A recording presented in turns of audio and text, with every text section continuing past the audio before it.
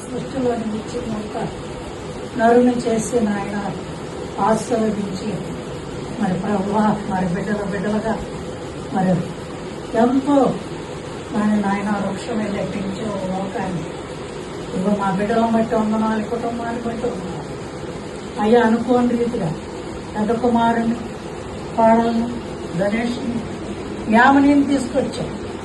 అనుకోని రీతిగా మరి పుట్టినరోజు పెద్ద కోడలు స్థాయి ప్రభు ఈ స్తోత్రాలు వందనాలు చెల్లిస్తున్నాను.